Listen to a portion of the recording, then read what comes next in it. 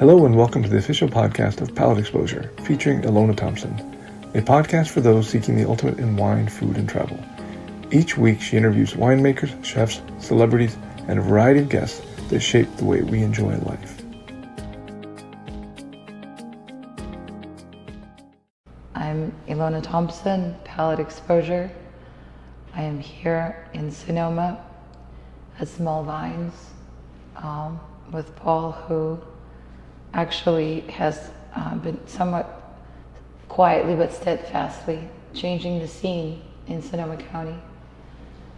He created some extraordinary feats with his vineyard and with his viticultural practices, widely admired by his peers and the consumers that find the brand. It's a bit of a best-kept secret.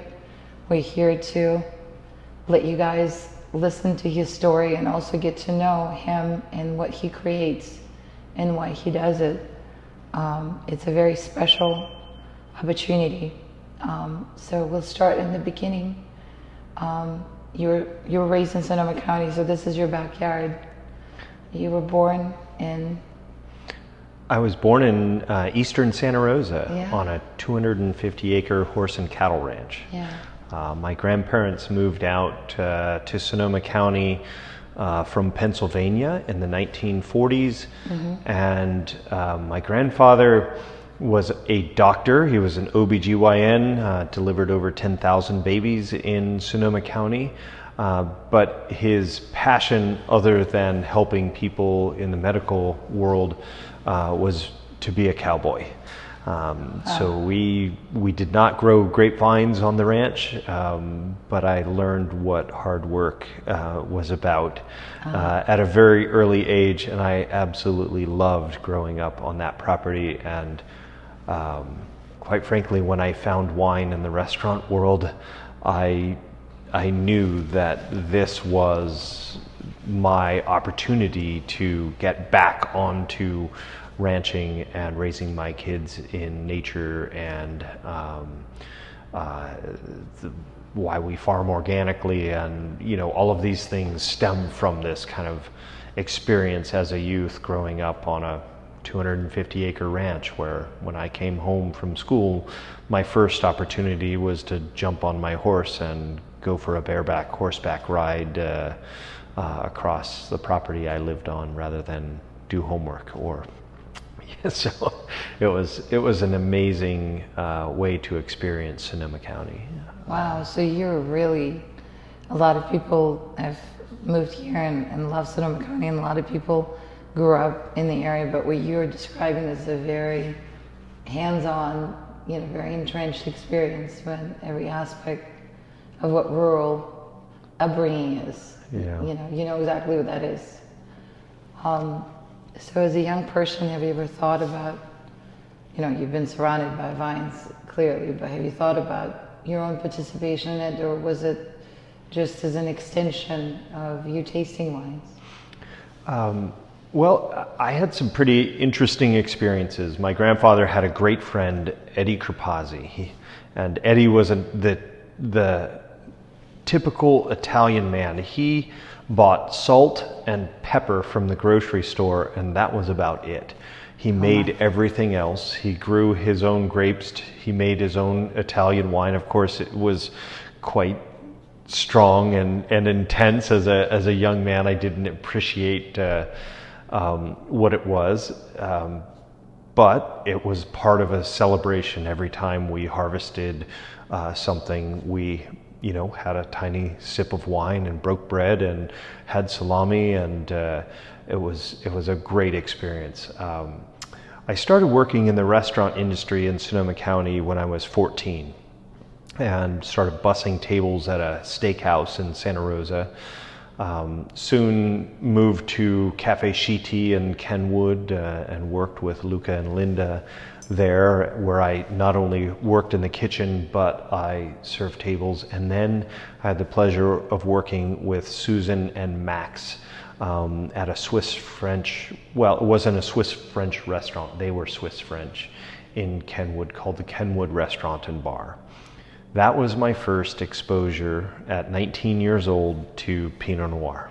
And of course, they were very strict Swiss French. I couldn't taste or drink Pinot Noir, but every night they would open a bottle of Pinot Noir and they would put the glass under my nose and smell this, the bouquet, the potpourri, the fruit, the elegance. And this was every night that I worked. This was my experience with them. I worked there for 3.5 years as a busboy. We had lifetime waiters. The waiters there were there, the earliest was 16 years to 25 years. So people loved working there. They were treated well and had a good living there. So of course I wanted to be a waiter. So I took a lunch job at John Ash & Company. And John Ash & Company, this was in 1993. I started waiting tables there. I was 20 years old, almost 21 years old. And they had one of those wine lists that was to be revered anywhere in the world. They had Domaine Romanée-Conti from the 1970s. They had Italian wines, deep French Burgundy, and deep old California. Chalone, Stony Hill, Mount Eden, Joseph Swan, William Sallium. I mean, just all of the iconic Hansel. I mean, the list can just go on, but we had this wonderful old California selection. And the day I turned 21, I went to my general manager and said, look, I know nothing about wine, but we have this amazing wine list and I'm quite intimidated waiting tables and knowing nothing about wine. I see on Wednesdays you have people sharing wine. Can I sit in on the wine tastings? And from that day forward, he said, yes, you can sit in on the wine tastings. I'm not going to pay you. You're volunteering your time. You spit everything you taste. We'll taste up to 150 wines in a day. You need to spit every wine that you taste. You can't ask too many questions about the wines because we have so many to get through if you ask questions to learn. But I have 50 books on wine in my office. You're welcome to read here at the restaurant any of my books, and you can research any of the comments that you have questions on. I want you to take notes about every single wine. I want you to write down the name, the vintage, the varietal of every single wine that you taste, and I want you to try to write a tasting comment, something about the wine, write a question that they talked about that you didn't know, write a tasting note. And they started off very simple. Oh, yum, yuck, smells like Band-Aids. Went through a lot of Band-Aids growing up on a ranch, so I knew what Band-Aids smelled like. Soon to learn it was kind of a form of Brettanomyces usually that smelled like Band-Aids. But that experience really started fueling my passion for connecting the land to wine and food. So for 6 months, I tasted every Wednesday. I visited most of those iconic wineries, Mount Eden Vineyard, Stony Hill, William Sallium, Joseph Swan. I visited 65 different wineries during the 6 months, all volunteering just from tasting intriguing wines. And the restaurant wine buyer resigned, and they came to me and said, look, you're very young, but you're passionate. Would you like to, be involved in buying the wines at the restaurant? And very sheepishly, I said yes, because I didn't know enough to buy the wines at that level of restaurant, but I didn't do it alone. There were other people involved, but I was involved with the wine program there for 2 years. And that was really where wine came a part of my life. So it was very, progressive. I was aware of wine in Sonoma County. I was aware of the vineyards. I helped Eddie Crepazzi make wine in his, little cellar at his home on Los Alamos Road. But I didn't really understand the world of wine until John Ash & Company. But my passion for Pinot Noir was inspired first by Max and Susan at the Kenwood restaurant. And I have a lot to thank them for with that.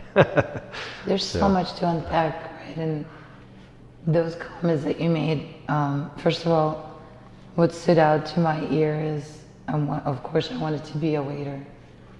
These days, I think people say, I want to be a song. Everybody wants to be a rock star. Waiter, especially in the iteration that you're describing, is such a noble profession. It really is someone that is your ally in a restaurant. And unfortunately, it's a lost art, I'm afraid. But you've experienced what it should be like and what it was like.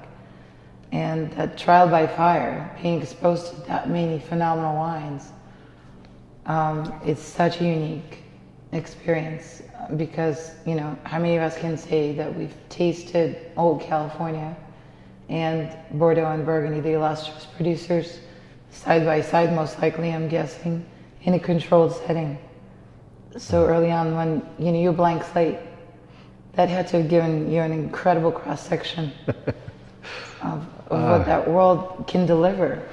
It's so amazing how life is kind of a connection of experiences. It's like the cartoons where a light bulb goes off in your mind when you have an ethereal experience, but they connect. It's like dot to dot, this connection of your life moving forward. So, you know, when I first started tasting wine, you know, jammy, ripe Zinfandel in the mid 90s was kind of my favorite. The fruit, but it didn't take but a few weeks before acidity, balance, and elegance. When I started tasting chef's food, which was very delicate, we had a lot of wild game, elk and venison and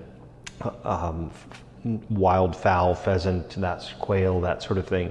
When you started tasting wine with chef's cuisine, you realize that many wines masked the delicacy of what he was putting on the plate, where the food was so kind of pristine. The quality of the ingredients were so wonderful that if you didn't have elegance, it was in clash with the food. So it was pretty quick that it took me back to elegant Pinot Noir, low alcohol, bright acidity, and my job was to find the right wine for the guest that was dining in our restaurant for where they were in their journey, but also that would complement chef's food. So using the word somm, and I have so much respect for how far the wine industry has come in the 26 years that I've been involved with wine in a very serious way.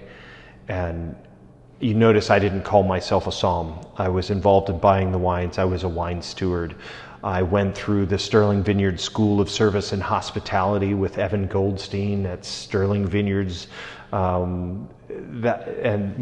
thank John Ash for sponsoring me through that. That was just a wonderful experience. That's where I learned to evaluate wine, how to pair wine with food, but I was still a wine steward. I'm not a sommelier. I wasn't a sommelier.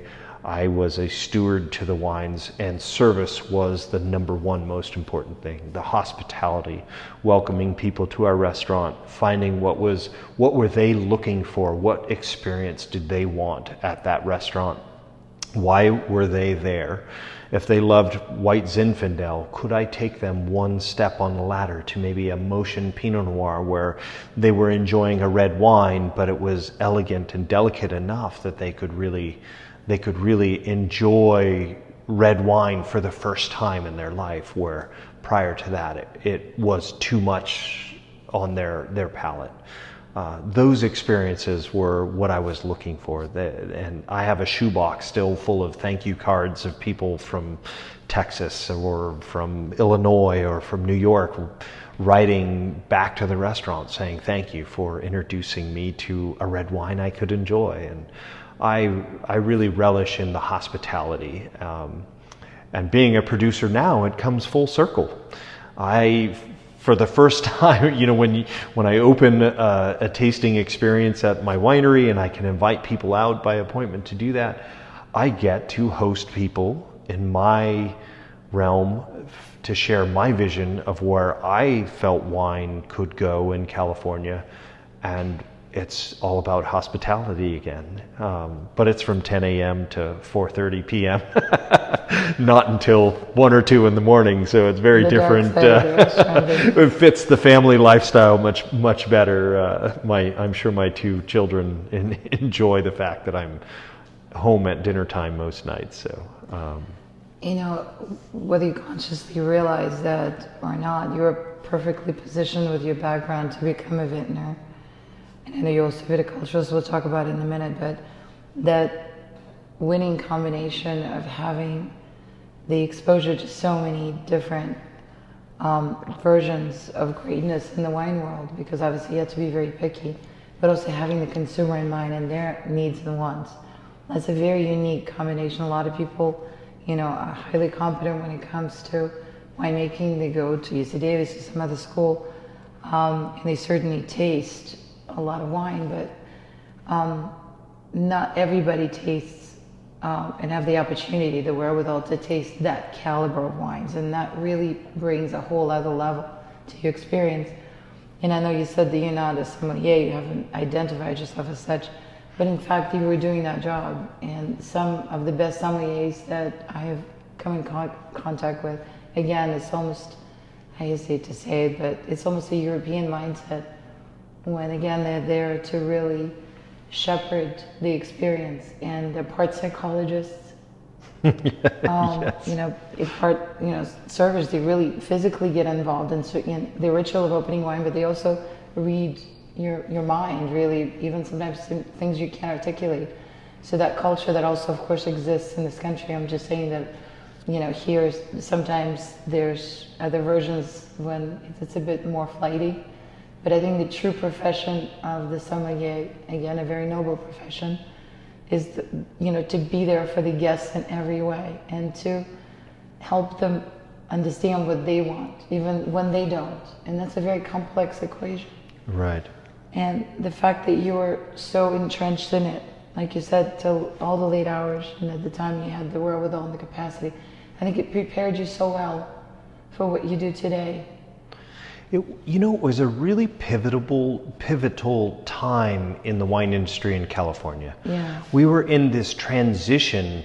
1993 was kind of the height of a lot of vineyards had been replanted post-phylloxera.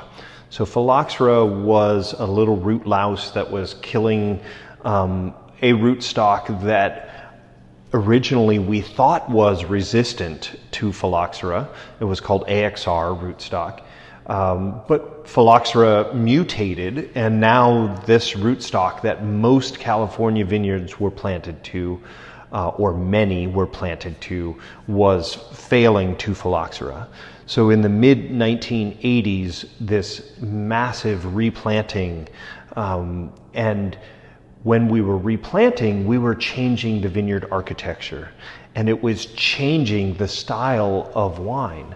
A lot of people, I think now, think that, well, this is what California does, and I feel that it's what we did to California, because I saw wines from the 60s, 70s, and 80s that had good natural acidity, were balanced in their alcohol, that the winemakers did not have to add acid to these wines.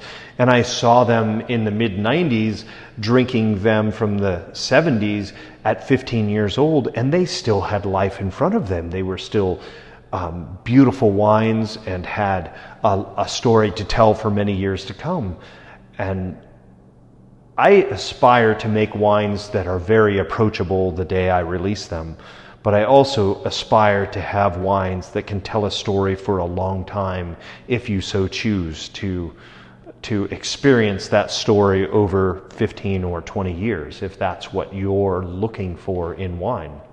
So when you tasted those old wines, and I saw the drinking window shortening with the newer wines, I saw the acidification of wines being necessary, the alcohol rising, in some cases the pairing with food not being quite so easy with those wines. They're delicious wines, but the complement to food was more like you wanted to enjoy the wine on its own and then have food, or have the wine after food, but it wasn't the same complement that I had experienced. So I started researching that level, and that really started to intrigue me. I guess the kind of engineering, the mathematical, the scientific side of me started asking what changed. And vineyard architecture is kind of a term that I've coined to describe what changed.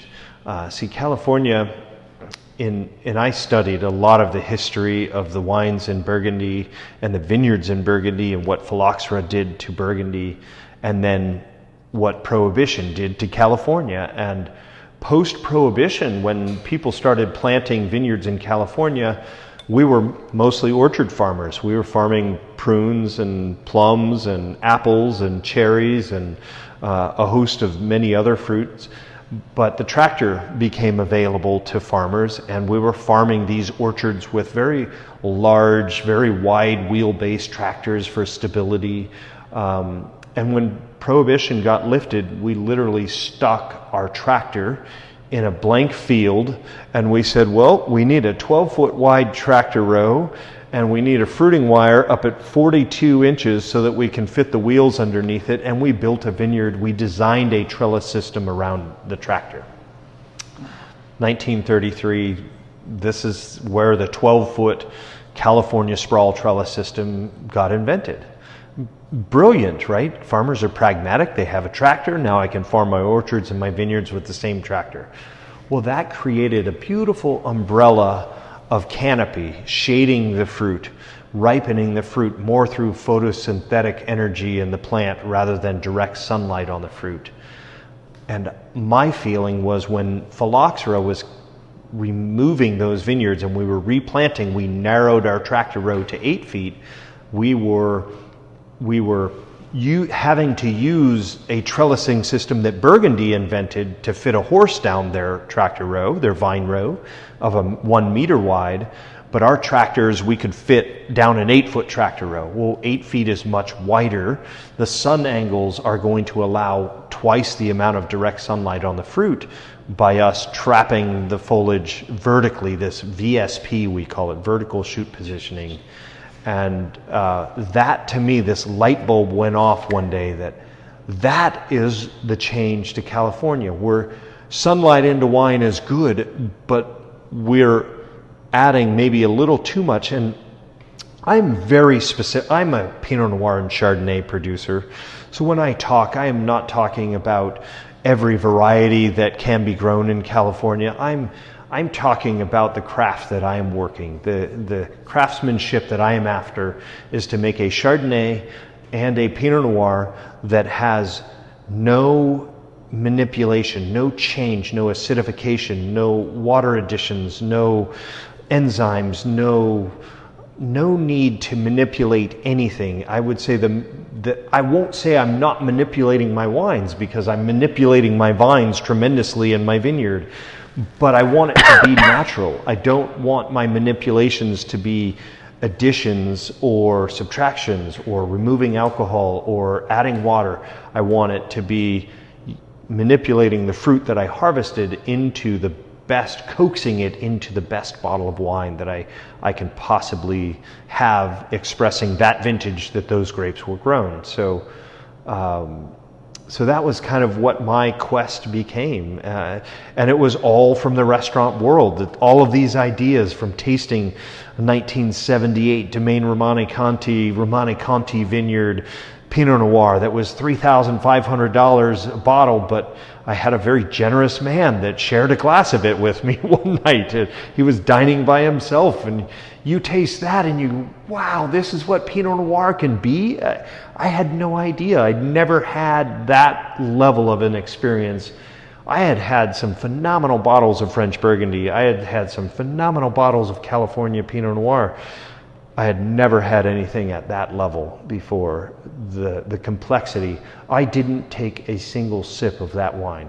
I did not want my sensory experience to change. I just kept smelling and sniffing and writing notes, and I have pages of notes of describing the transitions that wine went through in one evening. And I still came back the next morning, and I came in at like 6 o'clock in the morning to smell that glass of wine again that was still sitting in the cellar, and I started adding to the pages of notes again. And that, to me, was what I said, wow, when a wine can tell a story like this, just think of the conversation with people it can evoke.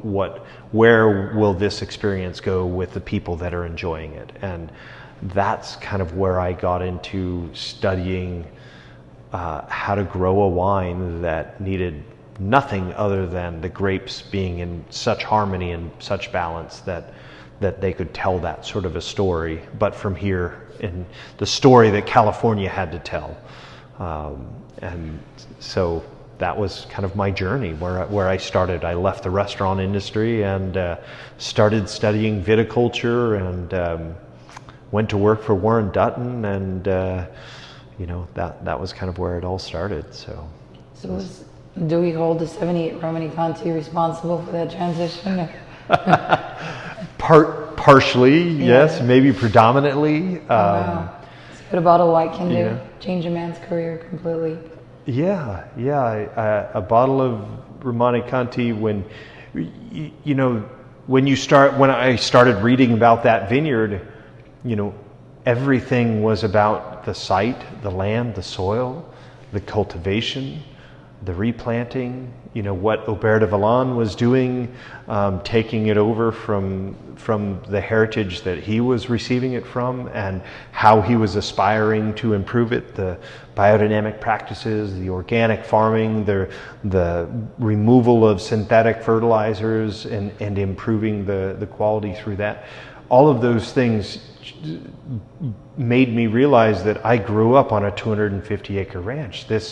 This product is a connection to the land, and this is my opportunity to have a career connected to the land that's very scientific, very artistic, very, very full of hospitality. It's very social.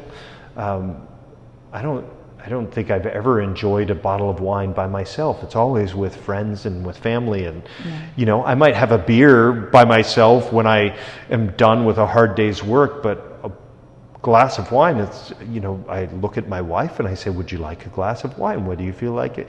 It's just this very social, it's full of hospitality and generosity. And so,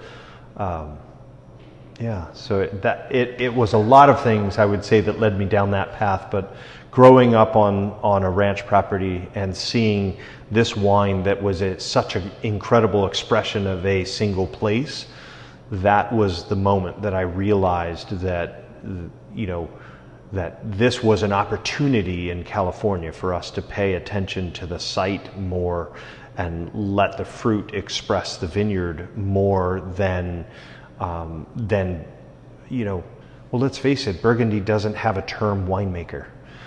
There is no term that describes a winemaker in Burgundy. There's a vigneron, which is what I consider myself, someone that cultivates the vines, but then oversees. I'll never dismiss the intensity of the work that happens in the cellar, but if what you do in the vineyard isn't at the highest level, you'll never get the highest level in the cellar. It just doesn't correlate. You can't retroactively repair mistakes from farming in the cellar. You can mask them, you can attempt to mask them, but that's exactly what you're doing. So if your farming isn't excellent, then you can't expect more out of your wine than what your farming was from your cellar practices. So it's so fascinating to me that Romani Conti is the most iconic brand in the world. The conclusion of this interview can be found in the next podcast, already available for your download. Thanks again for tuning in to the official podcast of Palate Exposure, featuring Ilona Thompson.